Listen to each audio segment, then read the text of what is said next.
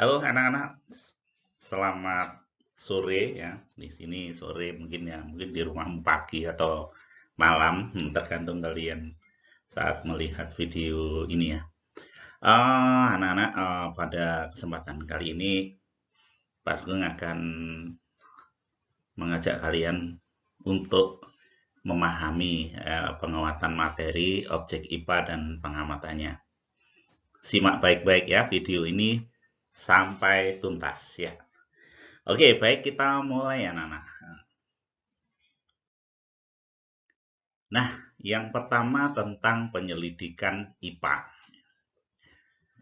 Penyelidikan IPA ini ada 3 yang langkah yang dilakukan. Yang pertama adalah pengamatan atau observasi, kemudian inferensi, dan mengomunikasikan. Nah, secara singkat aja, yang disebut pengamatan atau observasi adalah menggunakan panca indera termasuk melakukan pengukuran dengan alat ukur yang sesuai. Pengamatan dilakukan untuk mengumpulkan data dan informasi. Jadi dalam hal ini bisa dicontohkan, misalnya kalau kalian sedang melakukan pengamatan, ya, pengamatan misalnya pada pengamatan melihat pertumbuhan, maka kalian ketika kalian mengukur, ya,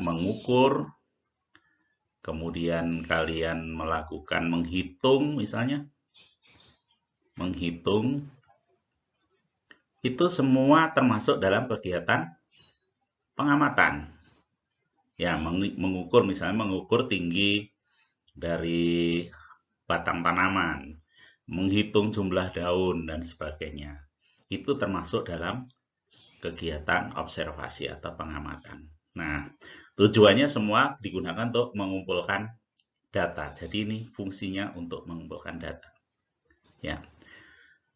Nah, ini yang termasuk pengamatan ya. Jadi pengamatan itu semua menggunakan panca indera kita yang kita punya untuk mengumpulkan data, mengukur, menghitung, dan sebagainya.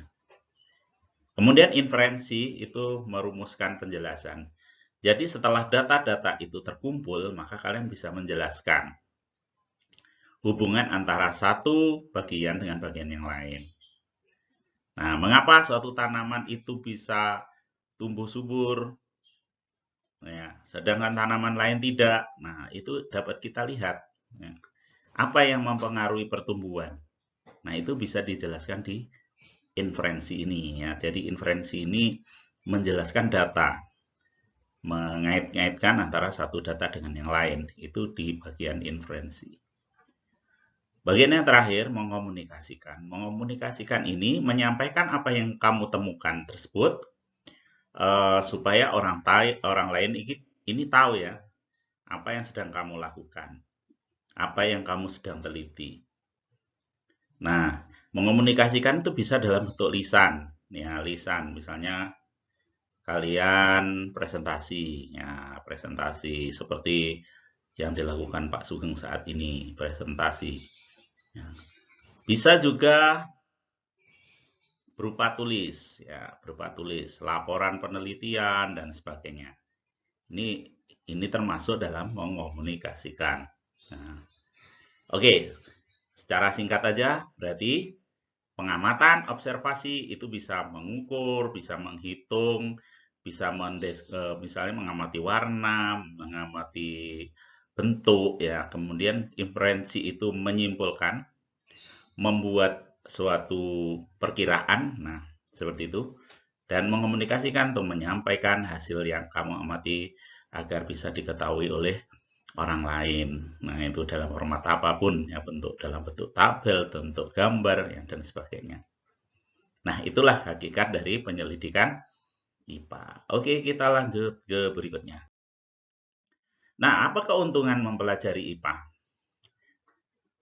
Nah, anak-anak, keuntungan pelajari IPA itu bisa kita antara lain, kita bisa memahami, ya, memahami berbagai hal di sekitar kita. Misalnya kita bisa menjelaskan, mengapa sih matahari itu bersinar? Bagaimana bisa kok matahari itu bersinar? Asalnya dari mana itu sinarnya? Dengan belajar IPA kalian bisa menjelaskan. Lalu mengapa misalnya ada kok gunung itu bisa meletus ya? Kenapa? Itu bisa dijelaskan. Mengapa bisa terjadi gempa? Itu. Nah, itu memahami berbagai hal di sekitar kita. Nah, selain itu juga bisa memahami apa yang ada pada diri kita sendiri. Dengan kata lain, itu bisa digunakan untuk meningkatkan kualitas hidup kita supaya kita lebih sehat, lebih bahagia. Nah, misalnya dengan penemuan berbagai hal ya. Nah, menemukan berbagai hal.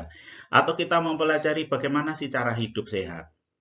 Mempelajari bagaimana makanan sehat itu seperti apa. Nah, itu bisa meningkatkan kualitas hidup kita.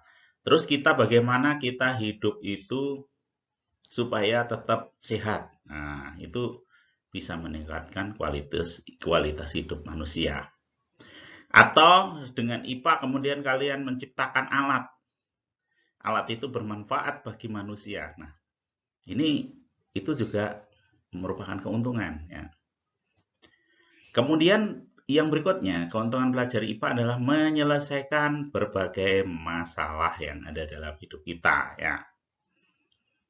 Penemuan IPA yang dari sains yang sudah kita rasakan sampai sekarang, termasuk penggunaan teknologi yang ada seperti saat ini juga membuktikan bahwa memang mempelajari itu Pak IPA itu adalah menguntungkan ya, keuntungan belajar IPA. Kalian menggunakan gawai, kalian menggunakan internet, semua itu adalah penemuan yang didasarkan atas dasar sains ya. Sehingga dengan demikian kalian bisa memanfaatkan. Kemudian melatih kita yang berikutnya, melatih kita berpikir logis dan sistematis.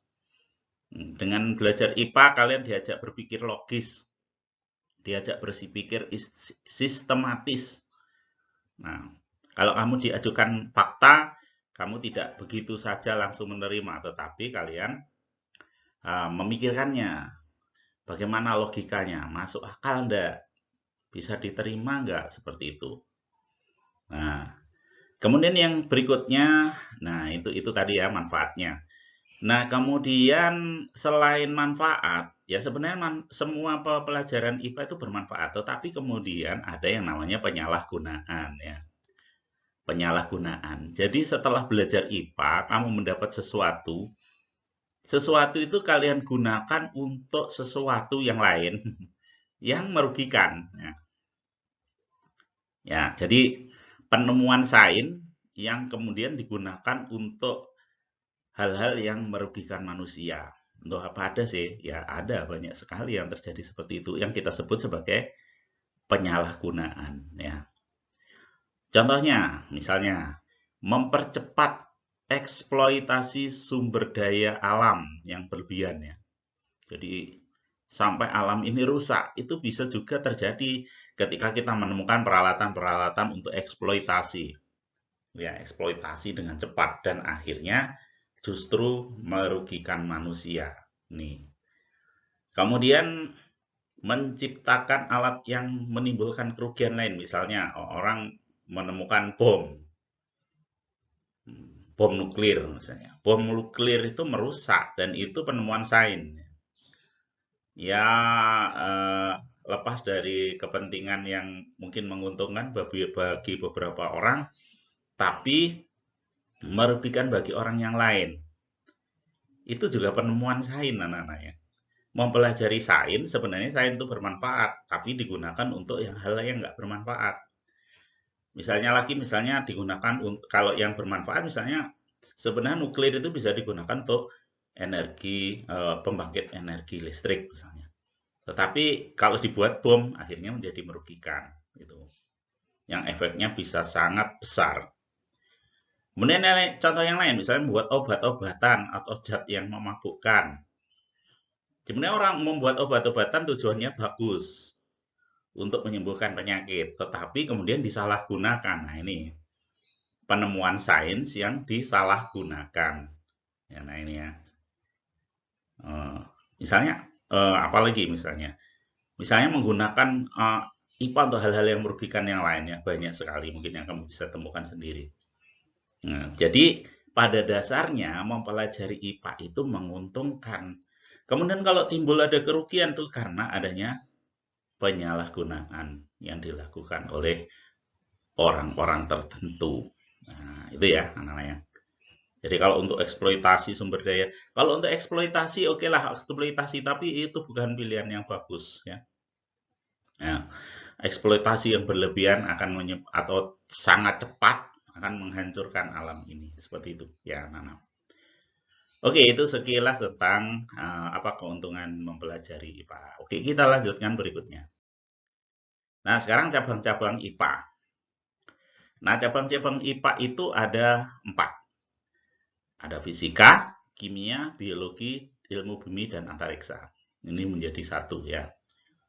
Fisika ini mempelajari tentang aspek-aspek alam, ya, gejala-gejala alam yang tampak, ya, yang bisa dirasakan oleh manusia. Nah, itu dipelajari di fisika.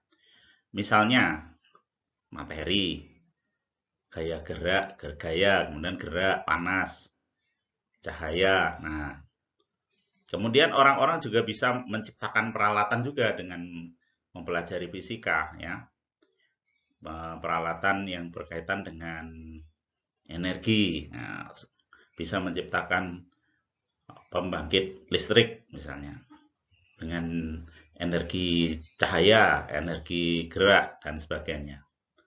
Nah, itu yang dipelajari fisika seperti itu.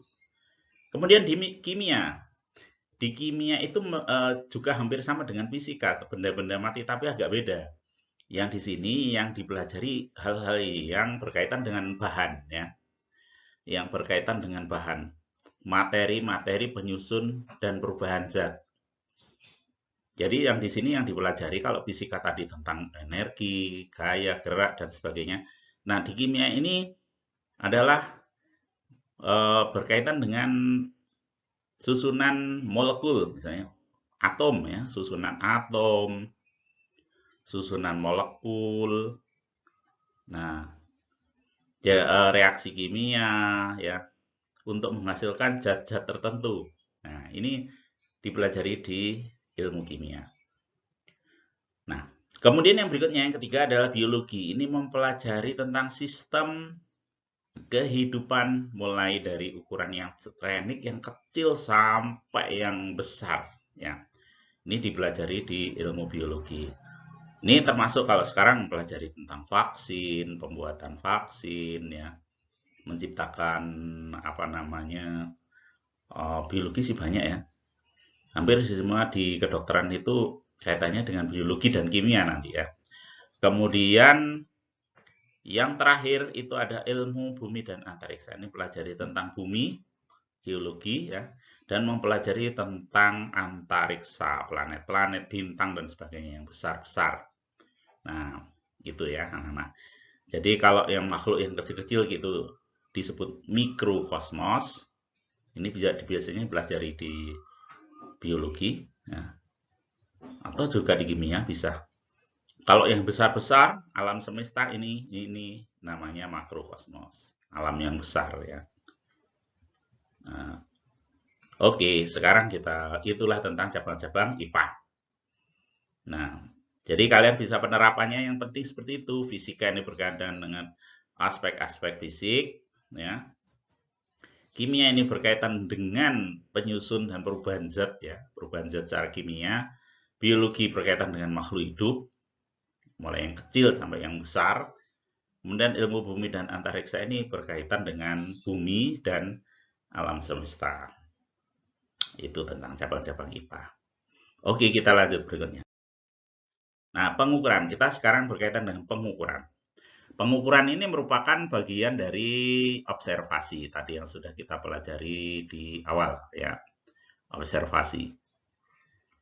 Nah, yang dimaksud dengan mengukur itu merupakan kegiatan yang membandingkan. Jadi kalau saya mengukur lebar layar ini, saya membandingkan lebarnya jari tangan saya dengan lebarnya layar.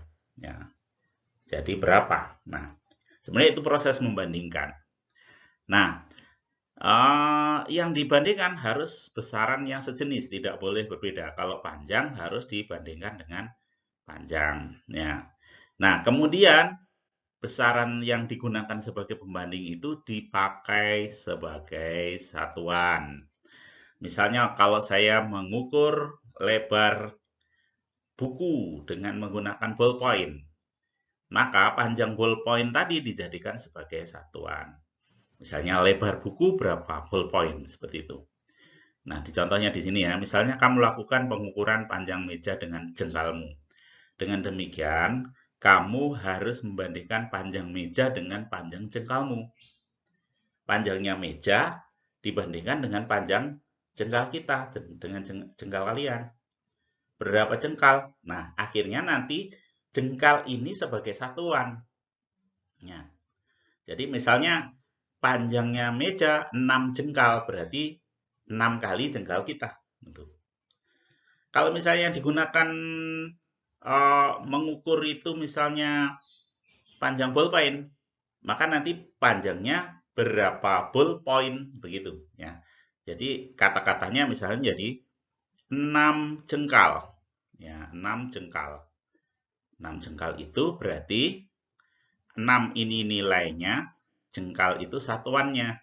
Satuan ini diperoleh dari satuan besaran pembanding tadi. Kalau misalnya kamu mengukur panjang buku, ini panjang meja, 6 jengkal. Ya. Misalnya panjang buku, kamu peroleh panjang buku itu 3 ballpoint. Nah, 3 ballpoint. Maksudnya 3 kali panjang ballpoint. Maka ballpoint ini menjadi satuan.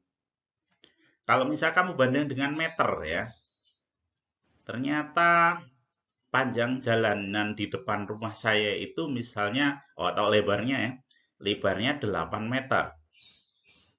Ya, 8 meter. Maka meter menjadi satuan. Ketika kita membandingkan, misalnya ini lebar jalan di depan rumah saya, kemudian saya punya alat panjangnya 1 meter, saya taruh di sini. Oh, ternyata ada 8 kali. 8 kali penggaris itu ya. Maka kita kalikan aja, berarti berapa kali 1 meter? 8. Maka kita sebut 8 meter. Meter ini sebagai satuan. Itulah yang disebut mengukur. Mengukur itu berarti komponennya yang pertama adalah membandingkan. Ini yang kamu harus pahami. Membandingkan. Ya. Ini pertama membandingkan, mengukur. Kemudian yang dibandingkan besarannya harus sejenis. Besarannya harus sejenis. Kemudian yang ketiga, pembandingnya tadi yang digunakan untuk pembanding, ya, ini dijadikan sebagai satuan. Oke, nah itulah yang disebut pengukuran sebagai bagian observasi. Oke, kita berlanjut ke berikutnya tentang satuan baku dan tidak baku. Ya. Satuan baku itu hasil pengukurannya akan selalu sama meskipun dilakukan oleh orang yang berbeda. Satuan baku misalnya untuk panjang itu ada meter. Ini satuan baku. 1 meter di Indonesia, 1 meter di Amerika sama.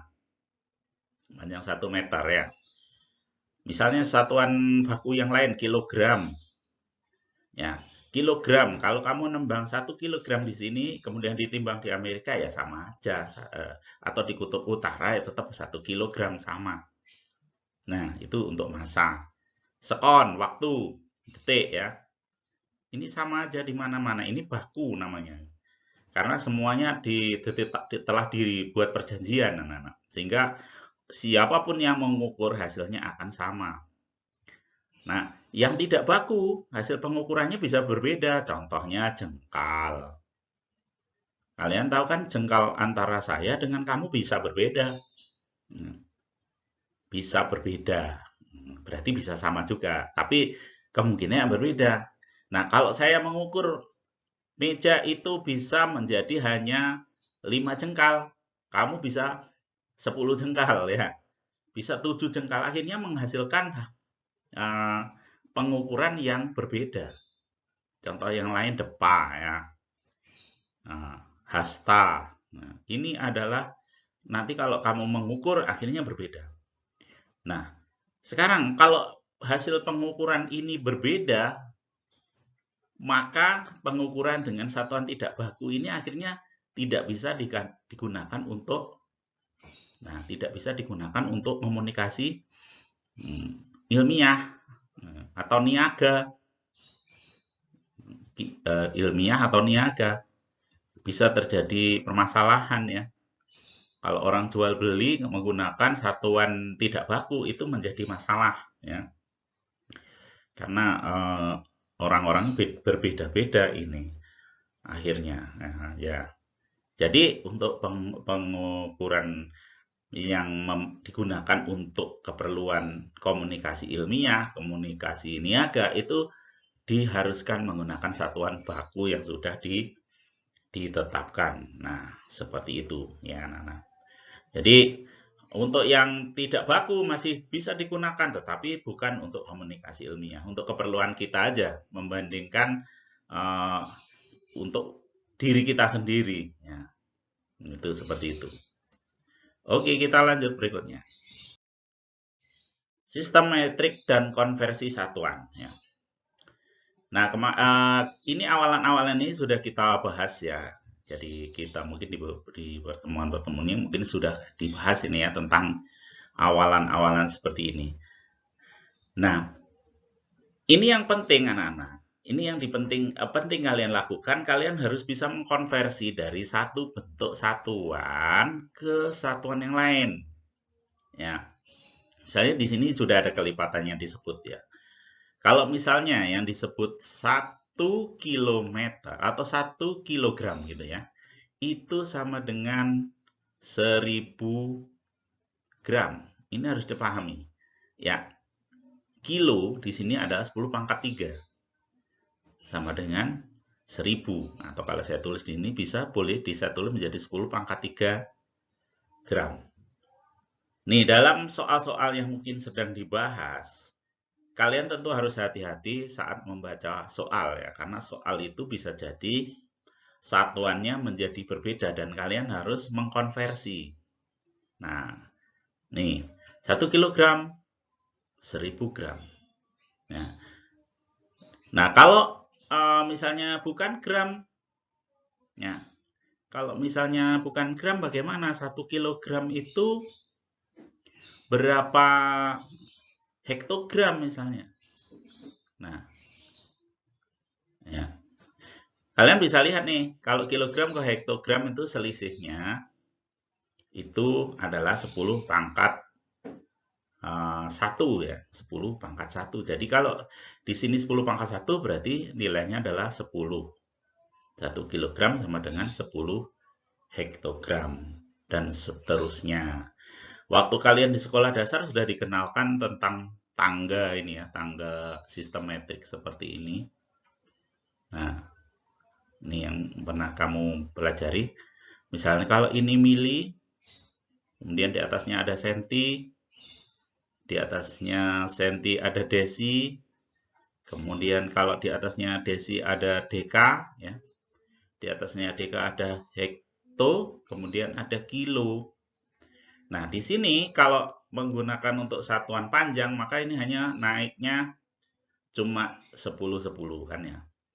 Ini ke sini naik ini, kalau naik seperti ini, meter dari milimeter ke sentimeter, ini berarti kalau naik dibagi 10.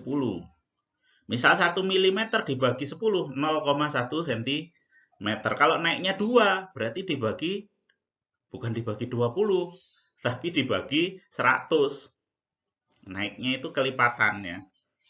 Nah, berarti 1 mm menjadi 0,01 desimeter. Kalau naiknya 3, berarti 0,001 di sini seperti itu. Nah, ini yang harus dipahami ya, anak-anak ya. Kalian harus banyak berlatih ya. Jadi awalan ini penting sekali bagi kita ya untuk mempelajari ini sistem metrik dan konversinya. Oke, itu nanti kamu bisa lihat di beberapa soal, nanti kalian bisa perhatikan misalnya kalau misalnya ketemu diminta ke satuan apa, kalau diminta di satuan ke kilogram misalnya, kamu temunya gram menjadi kilogram, misalnya katakanlah di sini dapatnya 200 gram. Kalau ke kilogram bagaimana? Kalau ke kilogram dari sini kan, ya. Nah, kalau ke kilogram berarti kamu bagi 1000, akhirnya menjadi berapa? 0,2 kilogram. Seperti itu, ya. Nah, kalau misalnya 2 kilogram diubah menjadi gram, ya tinggal dikalikan 1000 menjadi 2000 ya. Atau kalau notasi ilmiah bisa ditulis 2 kali 10 pangkat 3 gram. Begitu. Ya. Nah, itu tentang sistem metrik dan konversi satuan. Ini sangat penting anak-anak. Kalian coba pelajari dengan baik tentang sistem ini karena di dalam berbagai macam soal yang muncul ya, pertanyaan itu berkaitan dengan mengkonversi satuan. Nah, itu makanya harus dipelajari dengan benar. Oke, kita lanjutkan ke berikutnya. Nah, tentang besaran pokok sekarang. Besaran pokok itu adalah besaran yang satuannya ditetapkan terlebih dahulu, disepakati. Satuannya disepakati terlebih dahulu. Itu sama di semua negara, di semua tempat. Dan besaran pokok hanya ada 7, tidak lebih dan tidak kurang. Nah, panjang itu satuannya meter, simbolnya M. Ini alat ukurnya adalah mistar. Ya. Mistar bisa, meteran bisa, ya. Alat ukur panjangnya bisa jangka sorong, bisa mikrometer skrup, dan sebagainya. Kemudian massa. Massa ini dalam kilogram, satuannya kilogram. Alat ukurnya bisa neraca, pada umumnya menggunakan raca atau timbangan. Nah, ini. Kemudian waktu, sekon, bisa menggunakan stopwatch atau menggunakan arloji juga bisa, ya, menggunakan arloji. Jam, ya. Watt arus, ini alat ukurnya adalah ampere meter.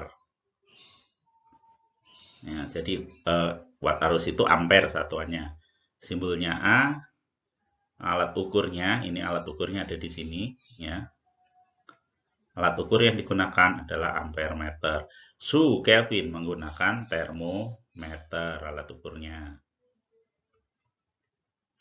Oke, yang dua ini kamu jarang ketemukan. Mol ini tidak biasanya tidak diukur ya mol ini. Nah, tapi ada ketetapannya sudah. Alat pengukur intensitas cahaya ini namanya light meter namanya. Jadi digunakan untuk mengukur intensitas cahaya. Nah, tapi yang dua ini akan mungkin jarang kita pakai, jarang kita pelajari, tidak kita pelajari juga di SMP, nanti di tingkat berikutnya kamu akan pelajari. Nah, sekarang yang dipakai di SMP ini yang kamu nanti akan pelajari. Ya. Oke, itu 7 besaran pokok. Jadi hanya ada 7 dan satuannya sudah ditetapkan terlebih dahulu. Oke, kita lanjutkan. Nah, ini jangka sorong. Nah, jangka sorong ini digunakan untuk mengukur panjang yang untuk panjang ya, tapi dengan tingkat ketelitian sampai dengan alat yang ada di sini ini sebesar 0,01 mm ya. Nah, 0,01 mm. Nah, biasanya kalau kamu menggunakan ini yang sudah pernah dicoba ya. Ini di sini ada namanya, di atas ini adalah namanya skala utama. Skala utama. Yang di bawah itu disebut skala Nonius. Skala Nonius ya. Nah, angka 0 yang menunjukkan di sini kalau kita lihat berarti di sini angka 0 ini menunjukkan angka 1, 2, 3. Skala utamanya menunjukkan 3, berarti SU skala utamanya sama dengan 3 mm ya. Karena kalau ini dari 4 ke sini nih 1 cm ini dibagi menjadi 10 bagian. 1, 2, 3, 4, 5, 6, 7, 8, 9, 10. Jadi ada 10 bagian, maka ini 1 mm. Nah, yang utuh ini 3 mm. Kemudian kita cari skala Nonius yang lurus dengan skala utama. Ternyata ada di sini kan ya. Nah, ini setiap satu skala nilainya 0,01. Sehingga skala Noniusnya bisa kita lihat nilainya adalah ya. Ini tadi 3. Skala Noniusnya dikalikan 0,01. Maka kita ketemu ini tadi 3 mili ya, betul. 0,01, maka kita ketemukan di sini yang lurus adalah 5, berarti hasilnya adalah 0,05. Nah, 0,05 mm. Nah, ini ya. 0,05 mm. Ya. Oh, sorry, bukan 0,05. Kalau ini 0,01 kali 5. Nih. Ini bukan 0,1, 0,1 anaknya. Jadi kita peroleh ini 0,1 berarti 0,5 mm. Sehingga hasilnya pengukurannya adalah panjangnya L ya. L-nya sama dengan SU plus SN. SU-nya 3 mm ditambah 0,5 mm. Hasilnya adalah 3,5 mm. Nah, seperti itu ya.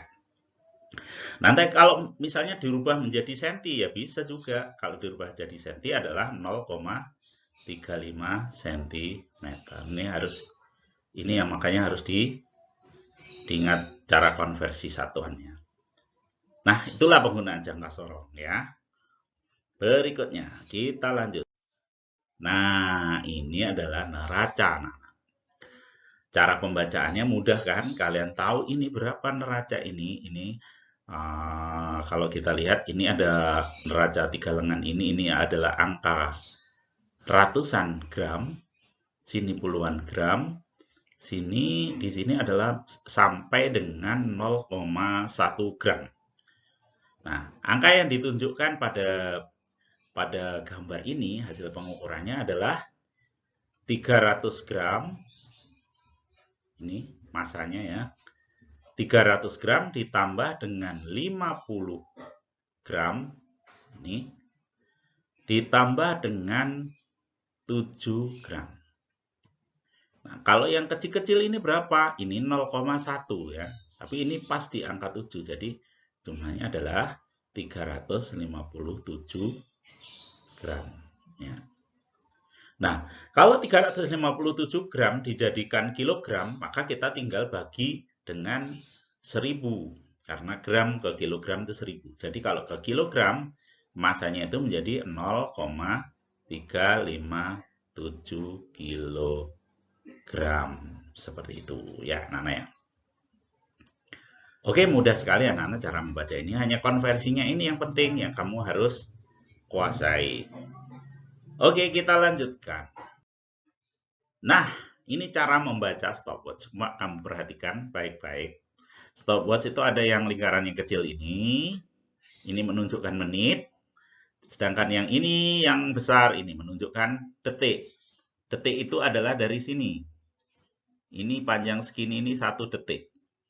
Kalau kamu perhatikan setiap 1 detik dibagi lagi menjadi 1, 2, 3, 4, 5.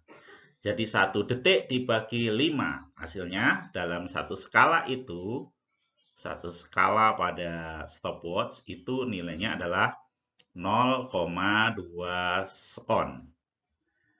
Nah, jadi setiap satu skala adalah 0,2 sekon. Nah, sekarang berapakah nilai yang ditunjukkan oleh stopwatch ini? Kamu bisa perhatikan dulu. Yang pertama kita lihat di menit. Ya, di menit ya.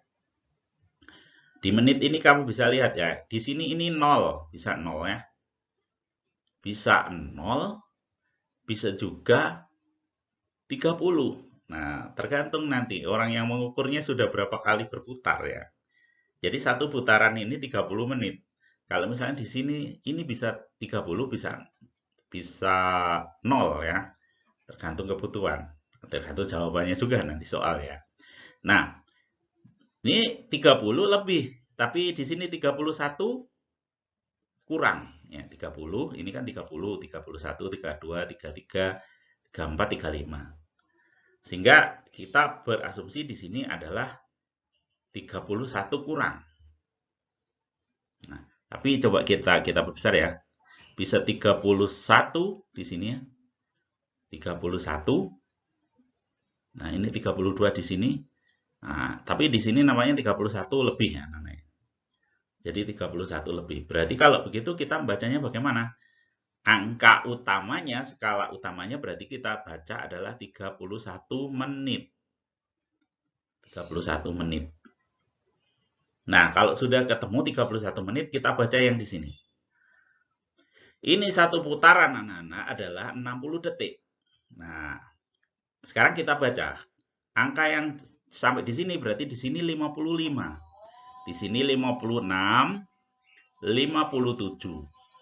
Nah, angka utamanya kita tulis dulu. Ini berarti 57 detik. Ya, 57 detik. Kemudian terakhir kita lihat yang kecil ini. Kita lihat ini kalau sampai sini ini 58 kalau sampai sini. Tapi ini kurang 1.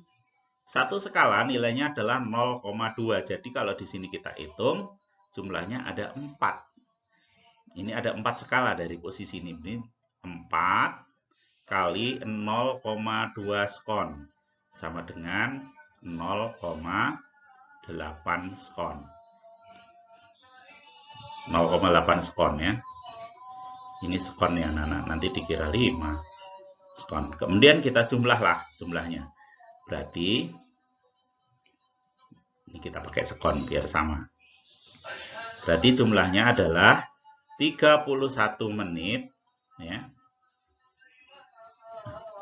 Dan 57,8 skon. Ini dari yang ditunjukkan oleh stopwatch ini. Oke, kita lanjut berikutnya. Nah, ini besaran turunan. Besaran turunan adalah besaran yang diturunkan dari besaran pokok. Ya. Besaran turunan itu berarti diturunkan dari besaran pokok. Misalnya, ya, besaran luas.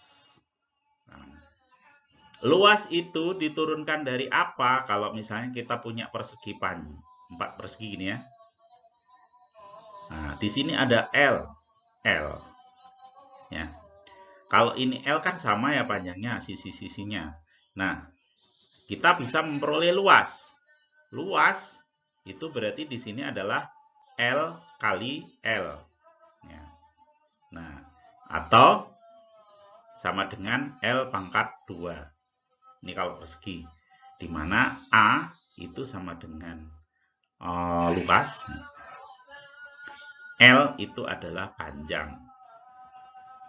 Nah, kalian tahu panjang ini kan satuannya adalah meter. Nah, berarti kalau luas berarti kan meter kali meter. Maka kita peroleh meter pangkat 2. Ini untuk luas. Contoh yang lain, apa besaran turunan? Adalah volume.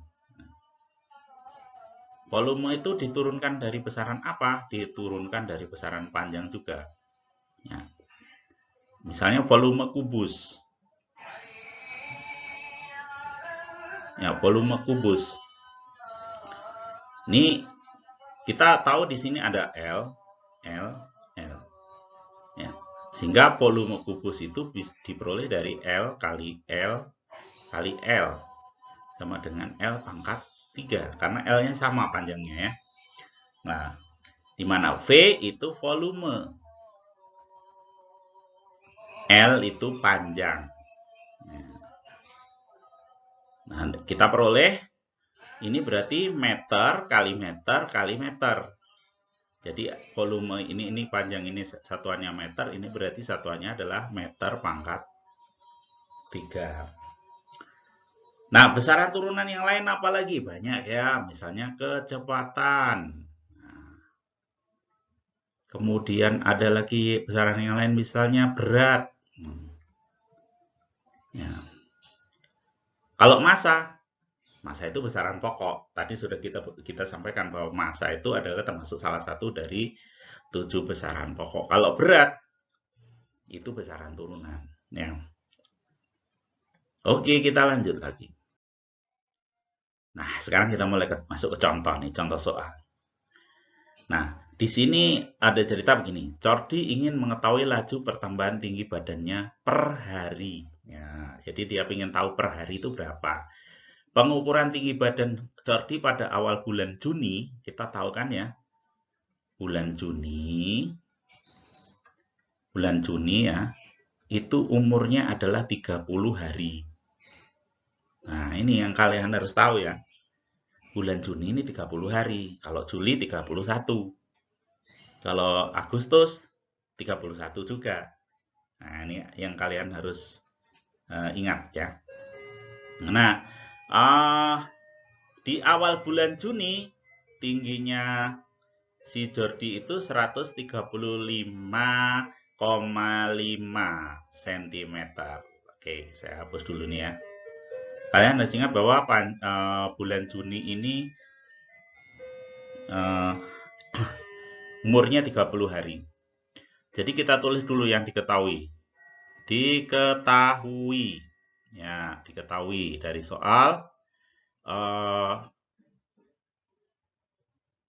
panjang awal, tinggi awal. Kita tulis tinggi itu kan panjang saja kemarin. Udah di ya L itu ya. L itu nanti bisa berubah-ubah ya, panjang itu bisa menjadi tinggi ya. Bisa menjadi tinggi. Simbolnya H ya, height. Bisa menjadi kedalaman. Sama H. Bisa menjadi jarak S. Ini jarak ini. Nah, jadi dia tergantung nanti jadi apa saja bisa panjang. Dalam hal ini panjang menjadi tinggi ya. Jadi tingginya awalnya bulan Juni ini, tapi kita tetap tulis L aja. L awal, misalnya kita beri kode L0. L0-nya 135,5 cm. Ya. Kemudian pada akhir Juni, berarti hari ke-30, diukur sepanjangnya atau tingginya menjadi 135,8 cm.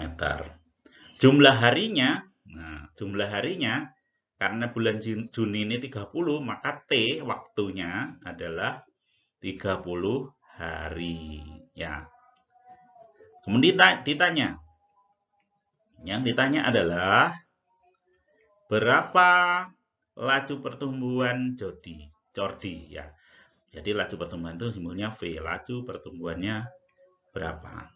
Kemudian kita jawab. Laju pertumbuhan itu adalah perubahan tinggi dibagi dengan waktu. Dalam ini yang diminta adalah milimeter per hari. Nah, apa kita langsung pindah ke milimeter? Boleh, tapi kalau misalnya dari senti dulu boleh juga. Nanti kita konversi ya dari senti ke mili, itu yang penting ya Nana. Jadi jawabannya adalah V-nya sama dengan ya selisih panjang, selisih perubahan tinggi kita tulis dengan delta L. Nah ini ya, delta itu artinya perubahan, perubahan tinggi berarti delta L. perubahan waktu, delta T, dan seterusnya. Nah, ini dibagi dengan T. Nah, delta L-nya itu sama dengan, ya, delta L-nya adalah L1 dikurangi L0. Mana L1 itu tinggi awal, L0 itu tinggi awal, ya. L1 itu tinggi akhir. Nah, nih. Nah, sehingga kita peroleh di sini kita ubah rumusnya di delta L-nya adalah L1 min L0 dibagi T.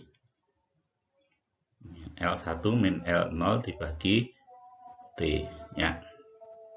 Sehingga kita peroleh, ya, di sini kita agak ke atas ini, ya.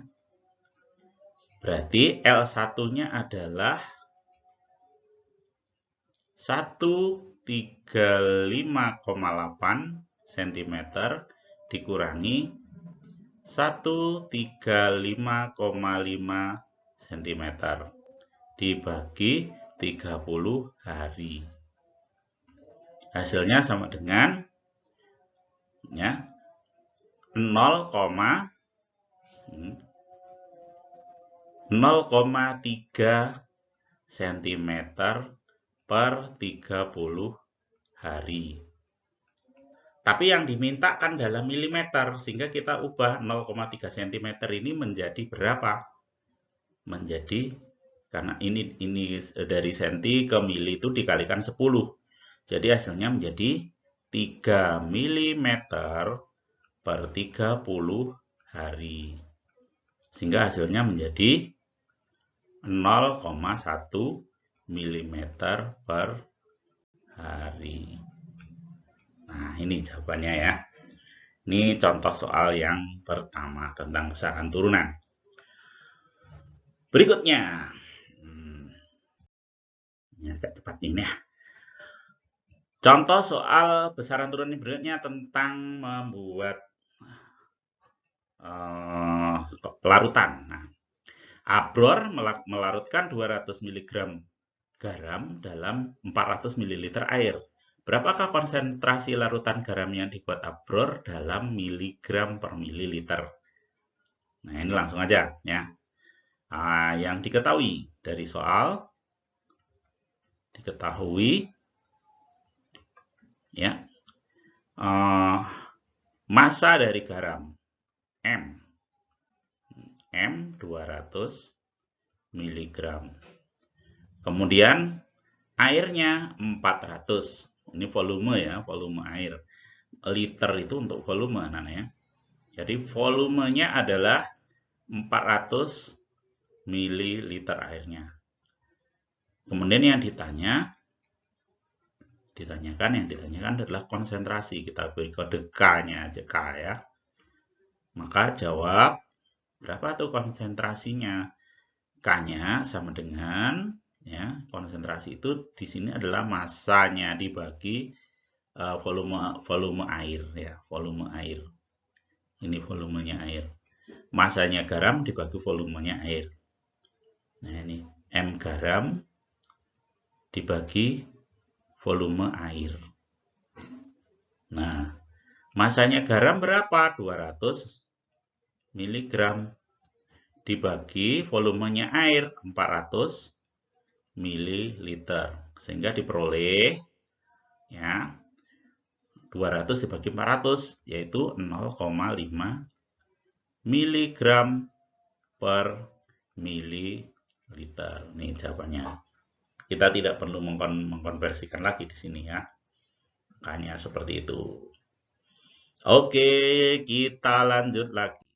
Nah, ini yang terakhir mungkin, anak, ya. Ini soal kita yang terakhir hari ini, ya.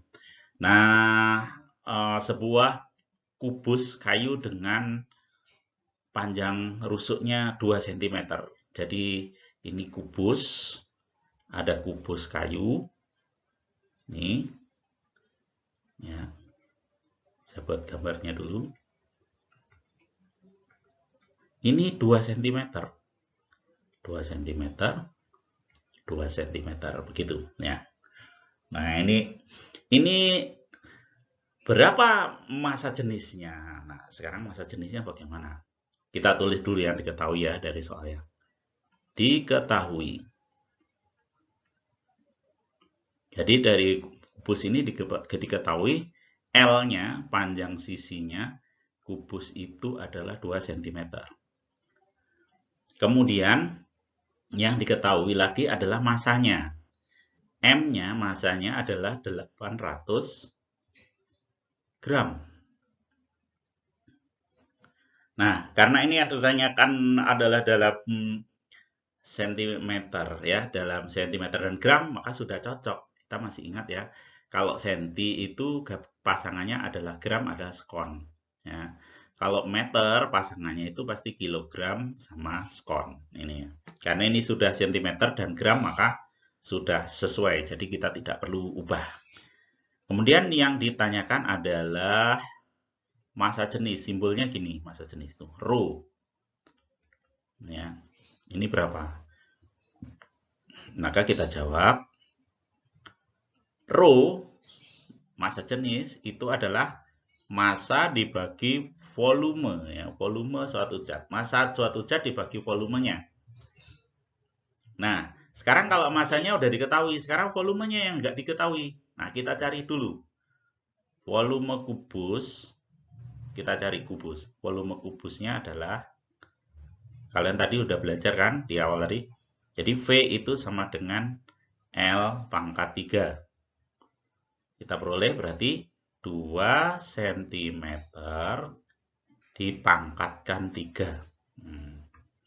Sama dengan berapa? Sama dengan 2 kali 2 kali 2. 8 cm pangkat 3. Ini kan ya. Sekarang kita lanjut di sini. Berarti kita sudah mendapat volume. Massa sudah diketahui, maka kita masukkan aja nilainya. Rho-nya adalah massanya 800 gram dibagi dengan 8 cm kubik. Hasilnya 800 bagi 8 adalah 100. Satuannya apa? Gram per centimeter kubik. Nah, itu ya anak-anak ya. Jadi sekarang kita peroleh nilainya ini. Apa namanya? 100 gram per centimeter kubik. Ini bacanya rho ya anak-anak ya. Rho itu sama dengan massa jenis. Massa jenis. Mungkin kalian yang baru kenal ya ini. Rho adalah massa jenis. Baik, itu anak-anak. Oke, itu pembahasan kita hari ini. Kalian, saya harap bisa belajar lebih baik lagi dan bisa menghadapi tes dengan lebih siap. Sehingga nilai kalian bisa menjadi lebih bagusnya. Oh, ini apa sih Pak? Ini kata dari tulisan Cina ya, ini ya. Xie xie artinya terima kasih ya. Terima kasih. Sampai jumpa lagi ya. Oke, selamat belajar. Belajar lebih bagus supaya mendapatkan hasil penilaian yang lebih baik lagi. Saya akhiri. Wassalamualaikum warahmatullahi wabarakatuh. Sampai jumpa, anak-anak.